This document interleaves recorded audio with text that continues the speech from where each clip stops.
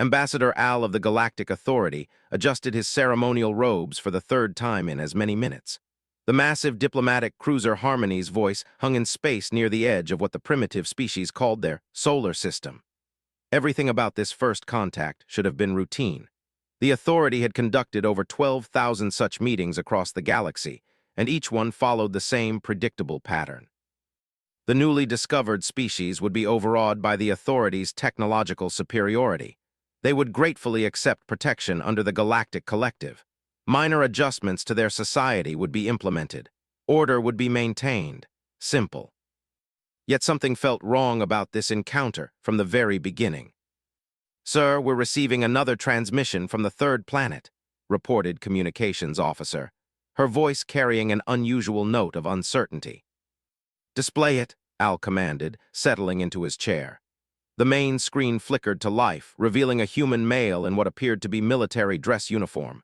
The creature had short-cropped hair and eyes that seemed to hold an unsettling intensity. "This is Admiral Sarah of the United Earth Defense Force," the human spoke in clear, measured tones.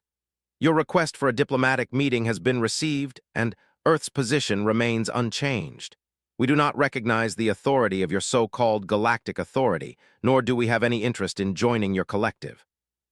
Al's three hearts nearly stopped beating. In 12,000 first contacts, no species had ever refused initial diplomatic engagement. It was unprecedented, unthinkable.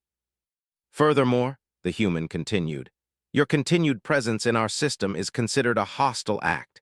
You have exactly 72 hours to withdraw beyond our designated defense perimeter, or we will consider your vessels legitimate military targets." The transmission ended. The bridge fell into stunned silence. Junior officers exchanged bewildered glances while senior staff struggled to process what they had just witnessed. In the Authority's vast bureaucratic memory banks, there existed no protocol for this situation. "Sir," whispered Navigation Officer, "or perhaps they misunderstood our intentions. Should we send another message explaining the benefits of joining the collective?" Al's mandibles clicked nervously. He had been prepared for fear or even primitive aggression, but this calm, absolute refusal, this was beyond his experience. "Send a priority transmission to the High Council," he ordered. "Inform them that we have encountered an unusual situation." 3 days passed. The human deadline approached with mechanical precision. During this time, the authorities worked frantically to understand their targets. The species called themselves humans, and they inhabited a single world they named Earth. Their technology appeared primitive by galactic standards, yet something about their energy signatures troubled the science teams. "Their fusion technology is crude but functional," reported Chief Scientist during the daily briefing. "However, we're detecting some unusual isotopic signatures that don't match our database profiles." "What kind of signatures?" Al asked. "Unknown, sir. Possibly some form of experimental physics we haven't encountered before." As the 72-hour mark approached, Al found himself in the unprecedented position of having to decide whether to retreat from a primitive species. The very concept violated every principle the Authority had operated under for. "Sir," Communications Officer announced, "we're detecting multiple energy spikes across the human system. They appear to be activating some kind of defensive grid." On the main display, dozens of previously hidden installations throughout the solar system began powering up. Space-based platforms near their moon flickered to life. Orbital stations around their gas giants started broadcasting targeting frequencies. Most troubling of all, massive installations on their planet's surface were revealing themselves, their energy outputs far exceeding anything the Authority's initial surveys had detected. "How many installations are we seeing?" Al asked, his voice carefully controlled. "Current count is over 400 discrete defensive positions, sir, and more are coming online every minute." The tactical display painted a picture that sent chills through the seasoned diplomat. What they had initially assumed was a single world with basic space capabilities was revealing itself to be a heavily fortified system with defensive capabilities that, while primitive in design, were far more extensive than anticipated. "Sir," reported Tactical Officer, "their weapon signatures are interesting. Primitive kinetic weapons, fusion-based explosives, and something else we can't quite identify. The energy patterns are unlike anything in our databases." Admiral appeared on the communication screen again, this time against a background that showed what appeared to be a massive military command center buzzing with activity. Galactic Authority Vessel Harmony's voice, she said. You now have 60 minutes to begin your withdrawal from our system. This is your final warning. Al's diplomatic training warred with his growing unease. Every protocol demanded that he establish authority dominance through a demonstration of superior technology. Yet something about the humans' calm confidence suggested they were not bluffing. Open a channel, he commanded. Channel open, sir. Admiral, I am Ambassador Al of the Galactic Authority. Perhaps there has been some misunderstanding. The Authority offers protection, advanced technology, and membership in a galactic community spanning thousands of worlds. Surely your people would benefit from such an arrangement. The human's expression didn't change. Ambassador, let me be clear. Earth has no interest in your protection, your technology, or your community. We are perfectly capable of taking care of ourselves. But surely you understand the benefits of galactic citizenship. Trade opportunities, technological advancement, protection from hostile species. Admiral's smile was cold. Ambassador, we've been monitoring your communications for the past several months. We know about your protection. We know how you strip mining rights, impose cultural modifications, and reduce member species to client states. We're not interested. Al's blood chilled. Months? Impossible. The Authority's communication protocols were quantum encrypted and changed daily. No primitive species should have been capable of intercepting their transmissions, much less decoding them. I think you underestimate the complexity of galactic politics, Al tried again. There are dangerous species in this galaxy. Without authority protection, Earth would be vulnerable to species like the hegemony, Admiral interrupted. Yes, we know about them too. We know about their raids on your border worlds. We know about the rebellion in the Outer Rim. We know about the resource shortages causing unrest in the core systems. The bridge fell silent. The information the human had just casually mentioned was classified at the highest levels of authority intelligence. Some of it was so secret that even Al himself had only limited access. You seem surprised, Ambassador, continued. Did you really think a species capable of interplanetary travel would be unaware of the political situation in their own galactic neighborhood? How do you know these things? Al whispered. We've been listening, Ambassador, for quite some time. The implications hit Al like a physical blow. If the humans had been monitoring authority communications for months, they would have advance warning of this first contact. They would have had time to prepare, time to study authority technology and tactics, time to plan their response. You have 30 minutes, Ambassador said. I suggest you use them wisely. As the transmission ended, Al realized that everything the Authority thought they knew about this species was wrong. The humans weren't primitives stumbling into galactic civilization. They were a prepared, informed, and apparently quite capable species that had been studying their potential conquerors for months. And they had absolutely no intention of submitting to Authority rule. Sir, Tactical Officer reported quietly, I'm reading massive energy buildups across their defensive grid. Whatever they're planning to do, they're getting ready to do it. Al stared at the tactical display, watching as the human system transformed before his eyes from what had appeared to be a simple planetary defense into something that looked suspiciously like a carefully planned trap. For the first time in his long diplomatic career, he found himself wondering if the Galactic Authority had made a terrible mistake. The countdown continued, 28 minutes until the human deadline, and Al had absolutely no idea what would happen when it reached zero. The deadline expired with the mechanical precision that seemed to characterize everything about the humans. Ambassador, Al had made the decision to remain in position, hoping that the primitive species was bluffing. The Authority had never retreated from a first contact scenario, and he refused to set that precedent. He would soon regret that choice. Sir, detecting massive energy spike from the human, reported Tactical Officer, his voice tight with concentration.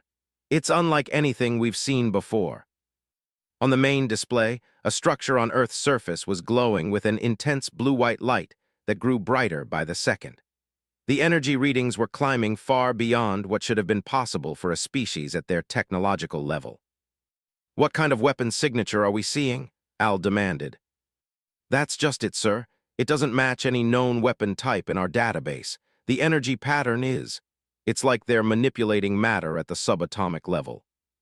Admiral appeared on screen again, but this time her background showed what appeared to be a massive underground facility filled with equipment that definitely wasn't primitive. Banks of computers that seemed to use some form of quantum processing hummed in the background, while technicians in advanced environmental suits monitored readings that made no sense to authority science. Ambassador Al said calmly, "Since you have chosen to ignore our deadline, we will now provide a demonstration of why that was unwise. Admiral, please reconsider. Any aggressive action against authority vessels will be considered an act of war against the Galactic Collective." His expression didn't change. "Ambassador, we're not attacking your vessel, we're simply showing you something interesting." On Earth's surface, the glowing installation reached critical brightness. Suddenly, a beam of pure energy lanced out into space, not toward the authority ship, but toward what appeared to be empty space several thousand kilometers away. For a moment, nothing happened, then reality seemed to tear. Where the beam struck, space itself began to unravel. A perfect sphere of absolute nothingness appeared, expanding slowly but inexorably. Within the sphere, matter simply ceased to exist, not destroyed, not converted to energy, but completely removed from existence. "By the nine hells," whispered Science Officer, "they're manipulating vacuum decay. That should be impossible." The sphere continued to expand for exactly 10 seconds, reaching a diameter of nearly a kilometer before suddenly collapsing back into itself and disappearing. Where it had been, space now contained absolutely nothing. No residual energy, no debris, no trace that anything had ever existed there.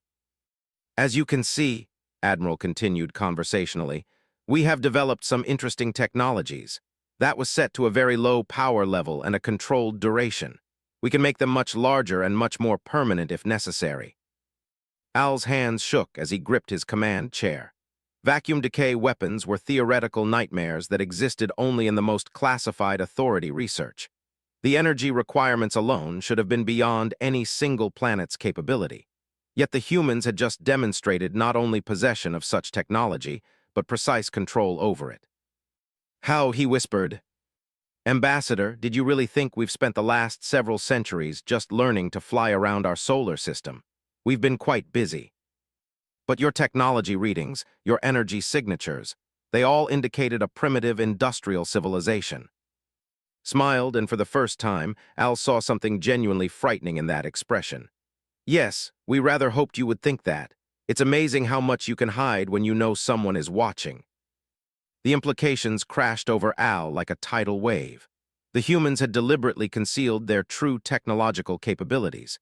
They had allowed the authority to see exactly what they wanted them to see while hiding their real development. The question was how advanced they actually were and what else they were hiding. "Sir," communications officer reported, "we're receiving priority communications from Authority High Command. Multiple ships throughout the sector are reporting unusual readings from systems previously as uninhabited." "What kind of readings?" Al asked, though he was beginning to fear the answer. "Energy signatures consistent with advanced industrial civilization, sir. Dozens of systems that were marked as empty are suddenly showing signs of massive infrastructure." Admiral's smile widened. "Oh, did I forget to mention? Earth isn't our only world, Ambassador. We've been rather busy spreading out over the last few centuries. When you've been listening to authority communications as long as we have, you learn to appreciate the value of not putting all your eggs in one basket." The tactical display updated as authority sensors throughout the sector reported their findings. System after system that had been marked as uninhabited was revealing hidden human infrastructure.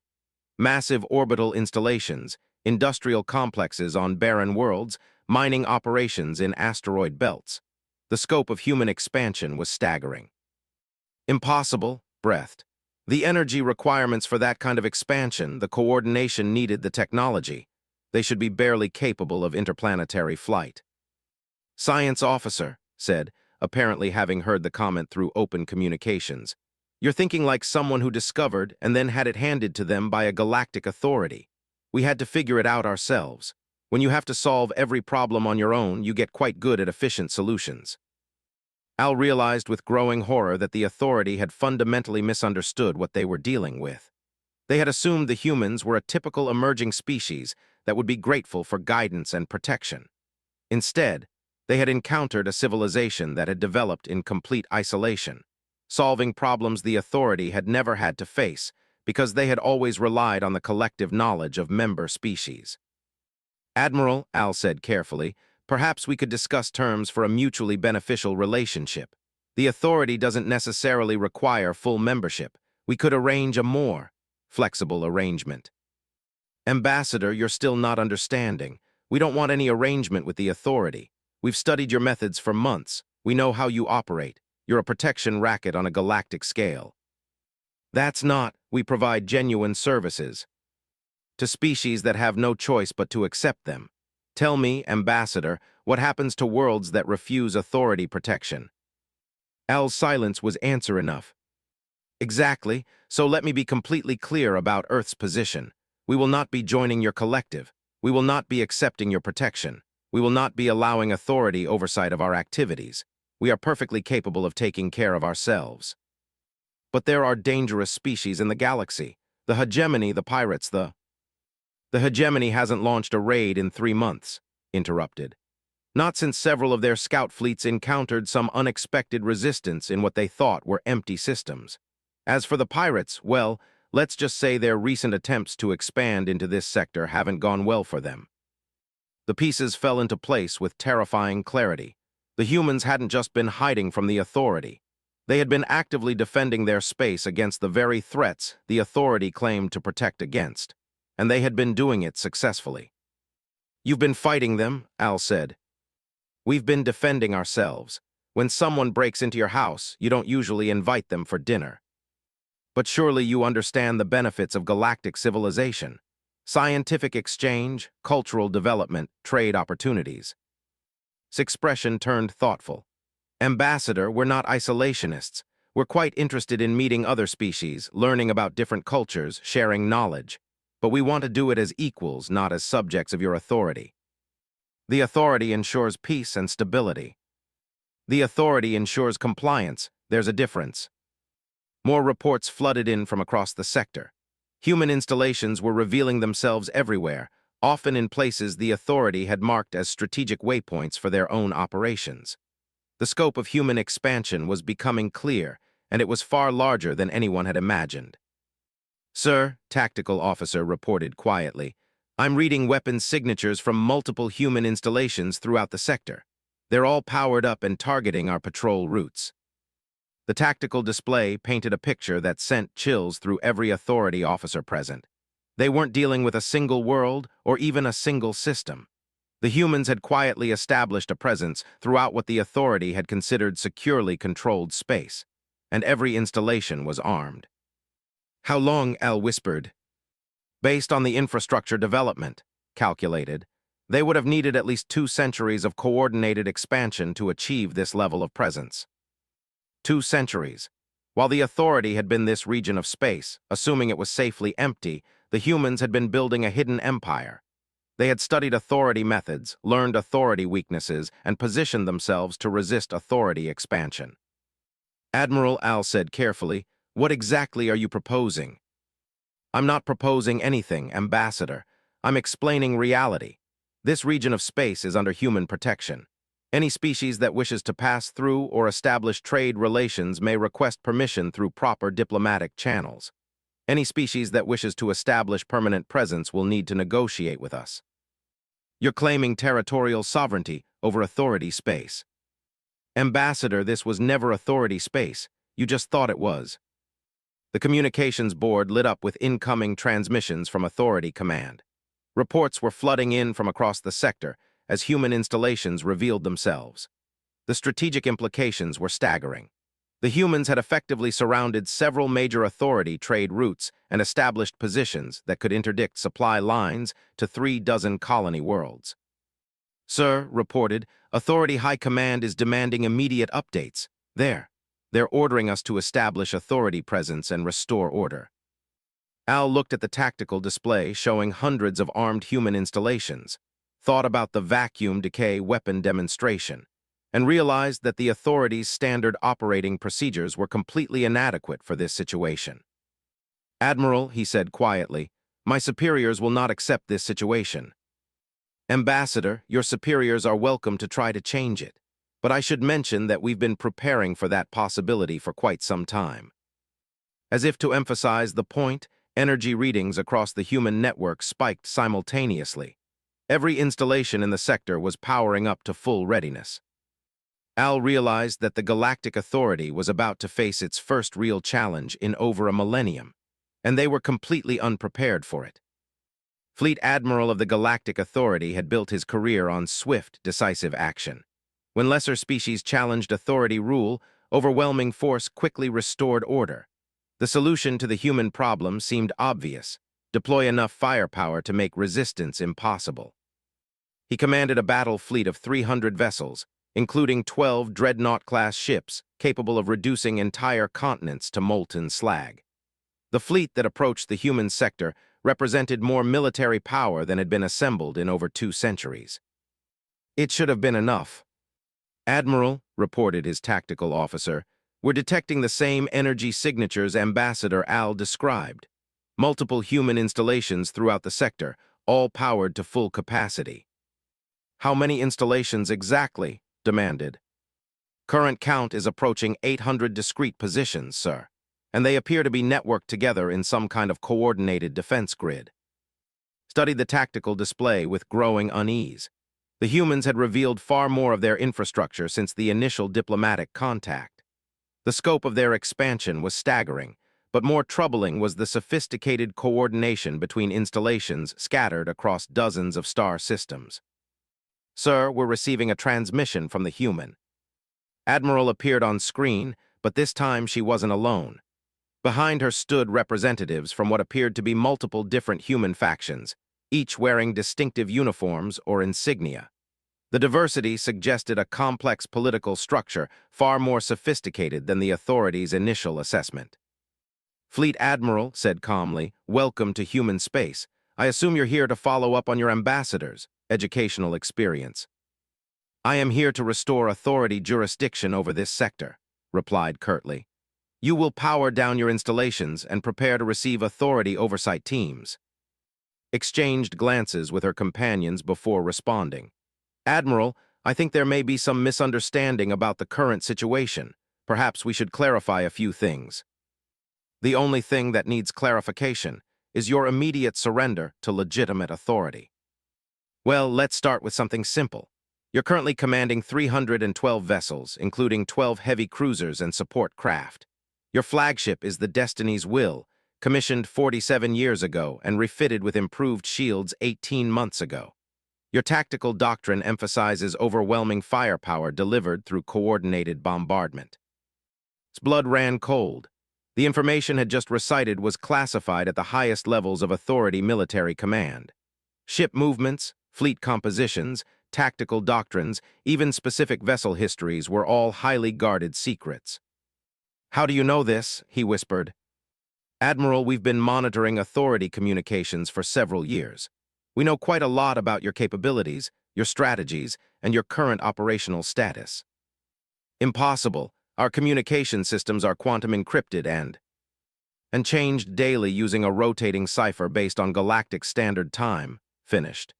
"Yes, we're familiar with your security protocols. They're quite good, actually. It took us nearly 6 months to crack them completely." Behind, one of her companions stepped forward. His uniform bore insignia that suggested some form of scientific or technical role. "Admiral, your security systems are designed to protect against threats using similar technological approaches. When you encounter a species that's developed entirely different methodologies, your defenses become much less effective." "What he means," continued, "is that we don't think the way you expect enemies to think. We've developed our technology in isolation, solving problems you never had to face. Our approach to encryption, to communication, to warfare itself is completely outside your experience." More reports flooded in from authority scouts throughout the sector. Human installations weren't just revealing themselves.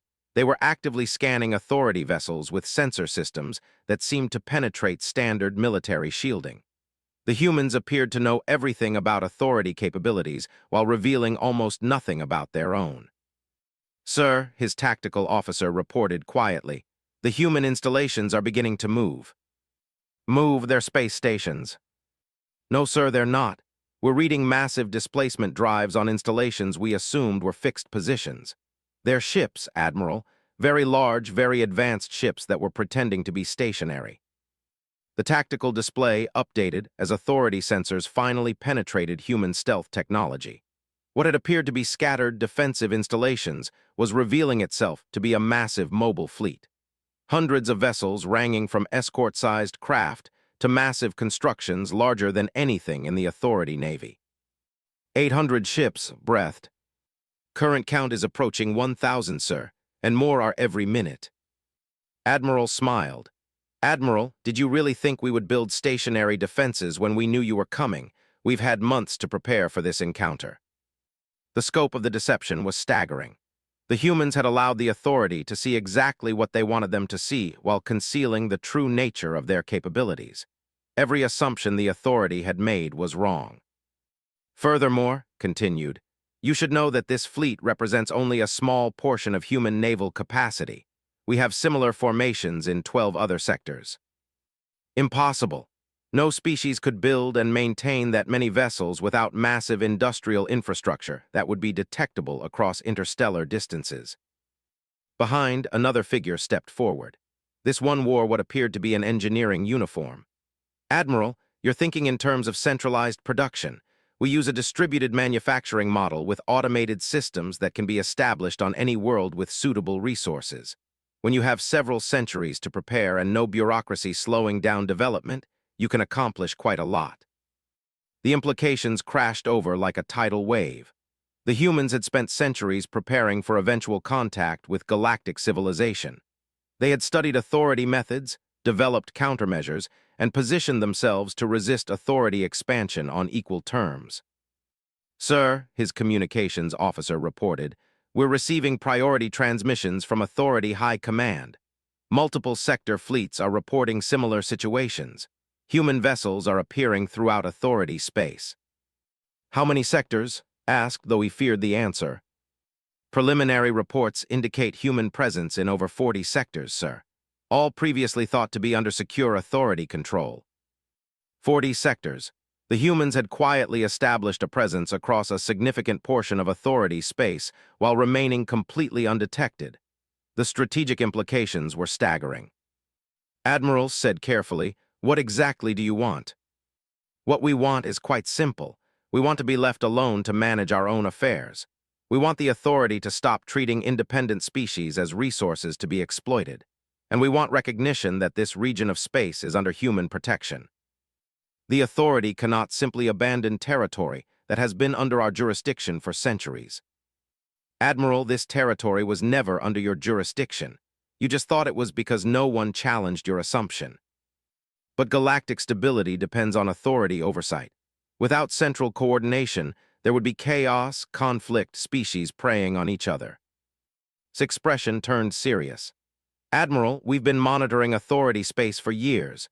We know about the rebellions you suppress, the resources you extract, the species you've rendered dependent on your protection. Your version of stability looks a lot like exploitation from our perspective. That's not. We provide genuine protection against hostile forces. Which hostile forces, Admiral? The ones you've been fighting have largely been created by your own policies. Species rebel against Authority rule because they have no other choice.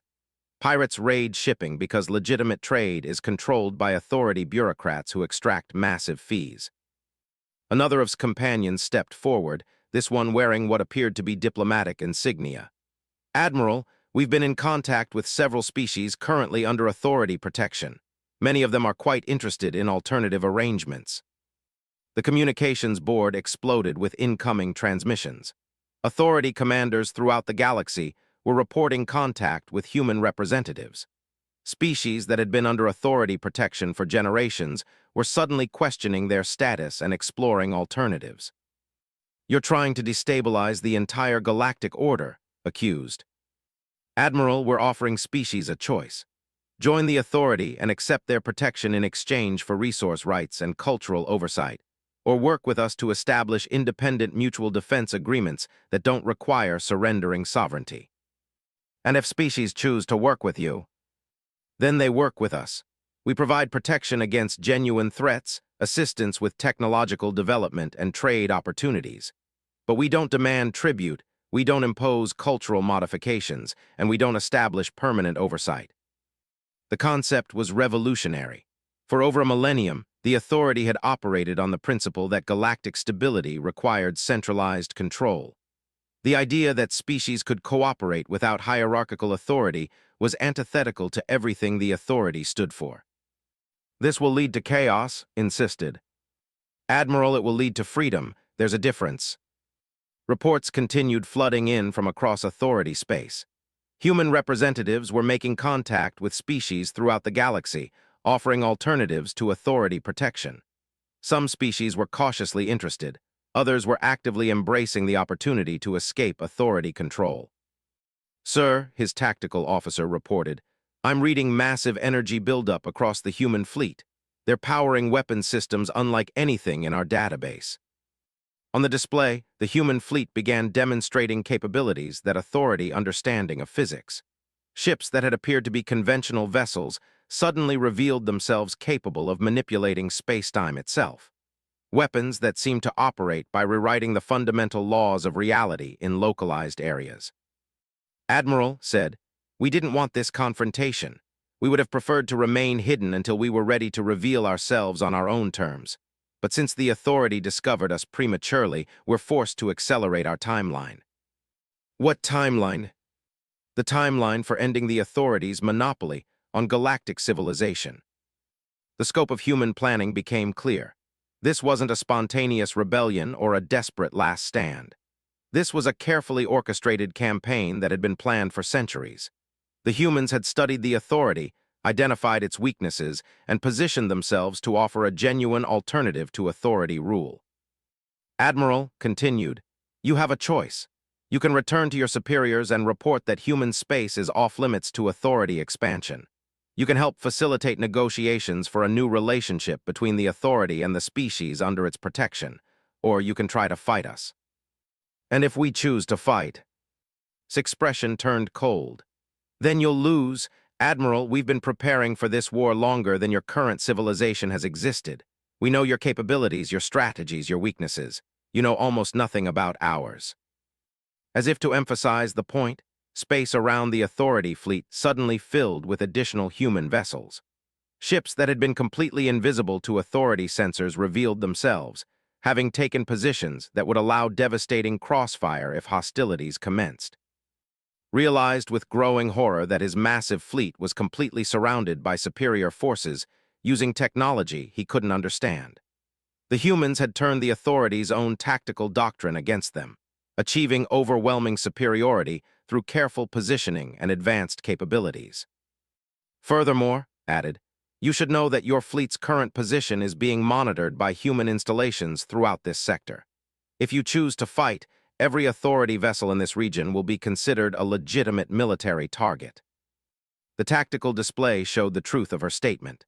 Authority shipping lanes, supply depots, administrative centers, and military installations throughout the sector were all within range of hidden human weapons. The authority's entire regional infrastructure was hostage to human firepower. "What are your terms?" asked quietly. "Simple, the authority withdraws from human space and recognizes our sovereignty. In exchange, we guarantee safe passage for authority vessels transiting our territory and normal diplomatic relations. We're not trying to destroy the authority, Admiral. We just want you to leave us alone." "And the species currently under authority protection?" "They're free to choose their own path. If they want to remain under authority protection, that's their decision. If they want to explore alternatives, that's also their decision." Stared at the tactical display showing his fleet surrounded by superior forces, and realized that the Galactic Authority was facing its first genuine defeat in over a millennium. The humans had achieved something no other species had managed. They had developed sufficient power to resist authority expansion and offered a genuine alternative to authority rule. The galactic order that had existed for centuries was about to change forever, and there was absolutely nothing the authority could do to stop it.